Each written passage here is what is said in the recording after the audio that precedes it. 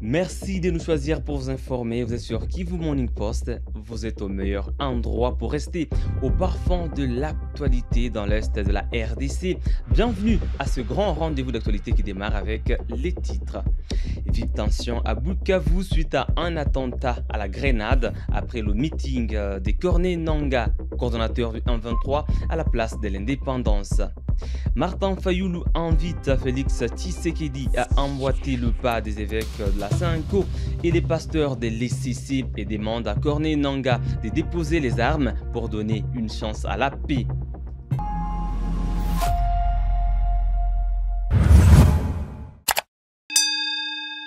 Madame, Monsieur, bonjour. Dans l'Est de la République démocratique du Congo, une vive tension a été enregistrée suite à un attentat à la grenade après le meeting des rebelles du 1-23 AFC tenu ce jeudi 27 février 2025 à Bukavu, chef-lieu de la province du Sud-Kivu. Des centaines de milliers d'habitants ont répondu présents à ce meeting animé par Corneille Nangaa. Après le meeting, 2 explosions ont été enregistrées à la place de l'indépendance. Un reporter de Kivu Morning Post a constaté sur place plus de 5 corps des civils tués et plusieurs blessés ont été signalés. Détail dans ce rendu des blessés Bassabossé.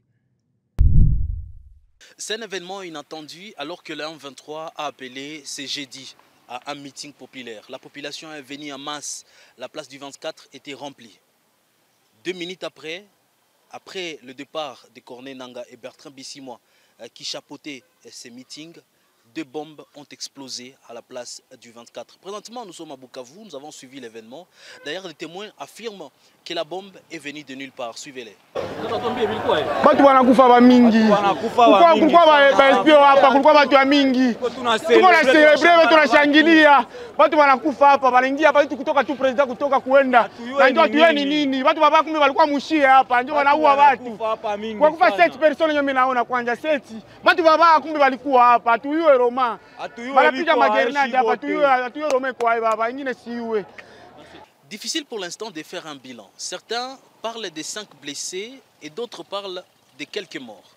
À l'hôpital général où nous sommes arrivés, le médecin ne sait pas faire un bilan parce que d'autres cas continuent encore d'arriver. Mais tout à l'heure, nous allons participer à une conférence de presse du 1-23 AFC au gouvernorat du Sud-Kivu où des chiffres seront donnés par l'équipe de communication du 1-23 sur cet incident qui s'est produit alors que le 1-23 faisait le meeting aujourd'hui, jeudi, à Bukavu. Nous sommes dans la province du Sud-Kivu.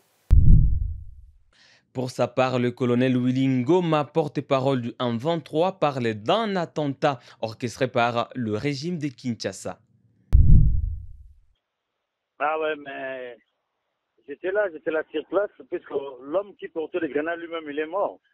Il portait des grenades et il a explosé. Donc là, j'étais à...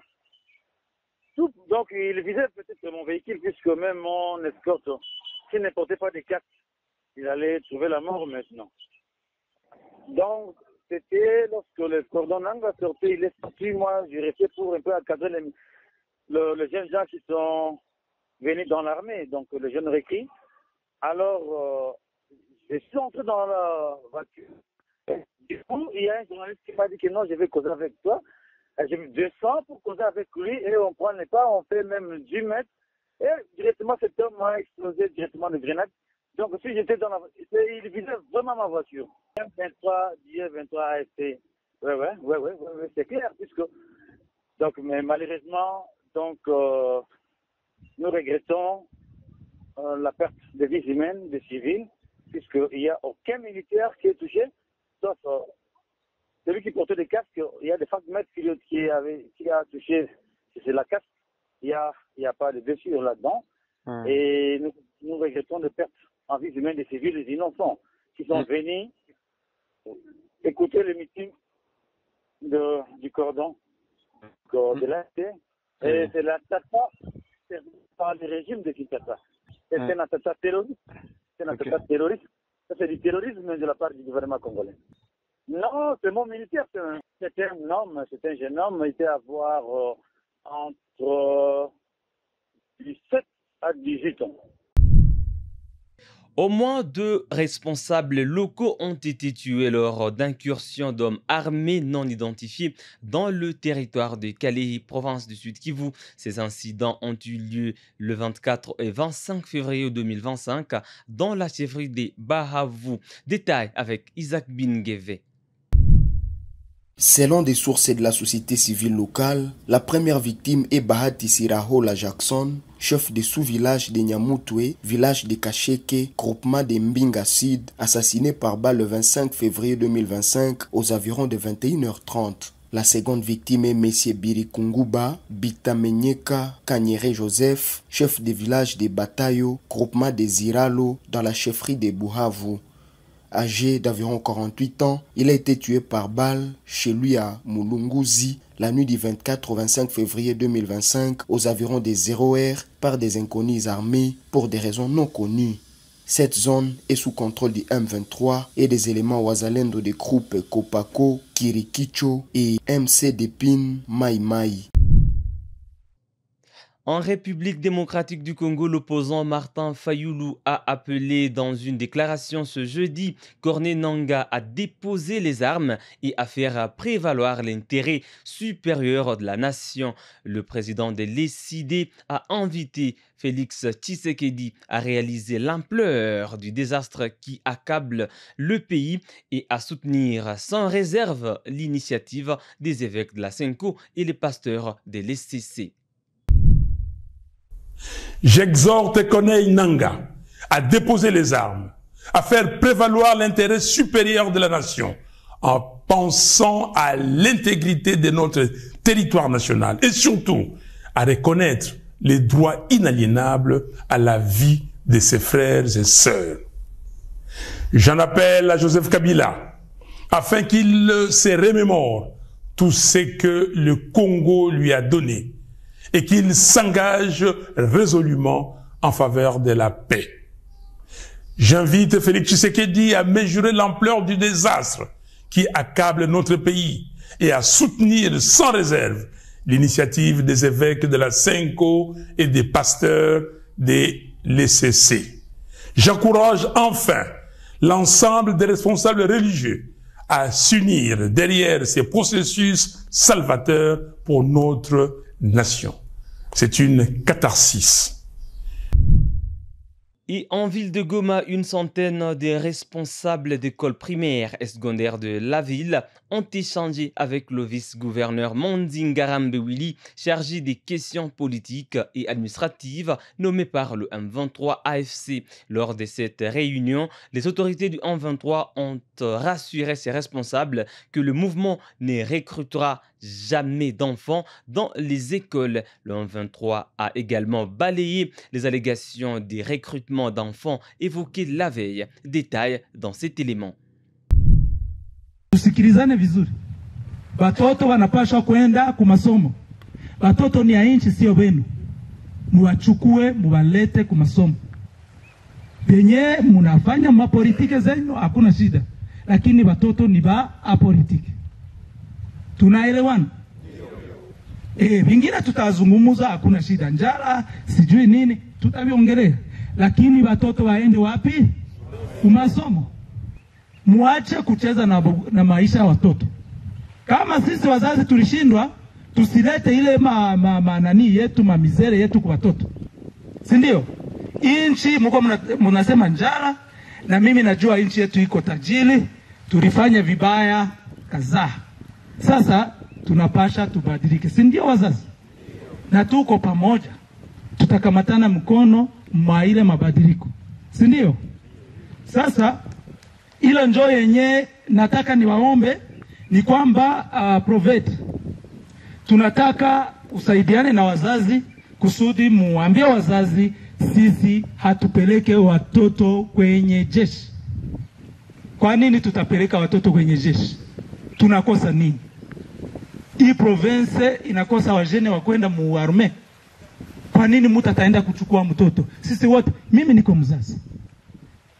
Kuko soda mwenye anahusika na wasifiri pale. Tumemuleta asikie. Unaona? Hata kama mnaogopa basoda basirudi yake kwa masomo, basirudi yake. Lakini si muko na basoda wenyewe wanajificha kule. Munataka baba huru ya watoto. Si mnatakimbilia hapa tena kama tulibashinda. 2 personnes ont été tuées et 5 blessées lors d'une incursion d'hommes armés la nuit du mercredi 26 février 2025 à Kibarizo dans la localité de Muhanga, groupement Bachali Mokoto dans le territoire de Massissi en province du Nord Kivu. Détail avec Simeon Massaka. Selon un habitant local sous couvert d'anonymat, l'incursion a eu lieu aux alentours de 22 heures.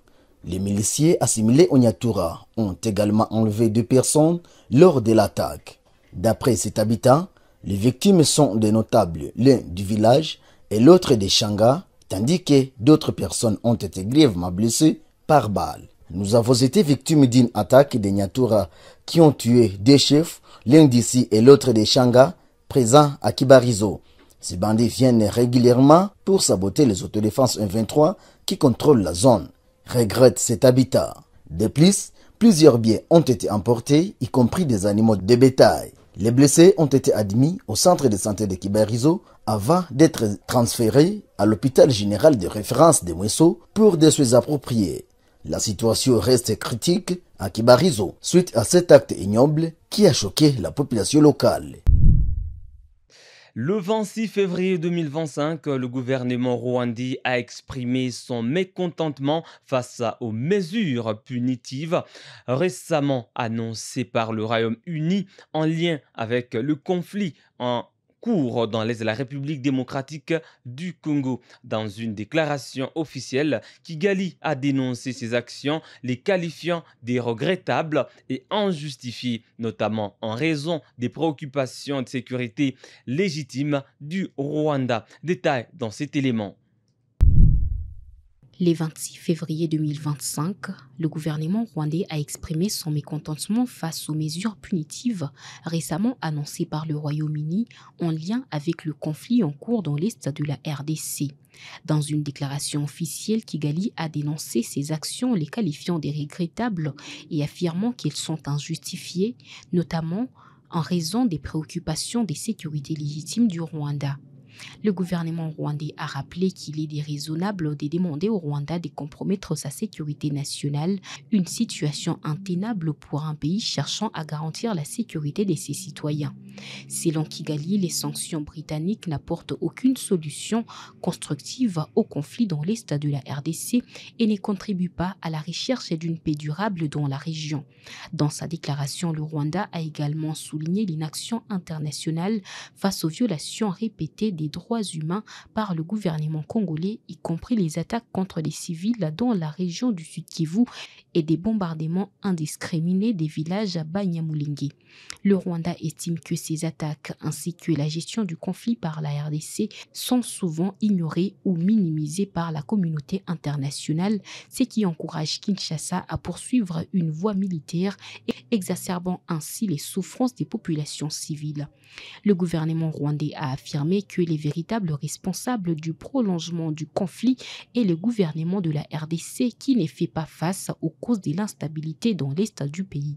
Kigali a insisté sur la nécessité de sécuriser la région avec des garanties de sécurité solides, une demande jusqu'à présent ignorée par la RDC et la communauté internationale. Face à cette situation complexe, le Rwanda a réaffirmé son engagement à travailler avec le pays partenaire dans le cadre de l'initiative des médiations menée par l'Afrique, considérée comme la seule voie crédible vers une solution négociée. Kigali a également appelé la communauté internationale à soutenir ces processus qu'il considère comme le chemin vers une résolution pacifique et durable du conflit. Le Rwanda appelle à une réévaluation de la position du Royaume-Uni et à un soutien renforcé aux initiatives locales et africaines de paix afin de garantir que les mécanismes de paix véritablement inclusifs et adaptés à la solution sur les terrains soient soutenus. Vous informer en toute neutralité reste notre devoir, mesdames et messieurs. C'est par là que nous mettons un terme à ce grand rendez-vous d'actualité sur Kivu Morning Post. On se fixe un nouveau rendez-vous d'actualité. C'est nouveau. N'hésitez pas à vous abonner en cliquant sur s'abonner. Ouvrez la cloche des notifications pour rester au parfum et aux aguets des bonnes informations de l'Est de la République démocratique du Congo. À très bientôt.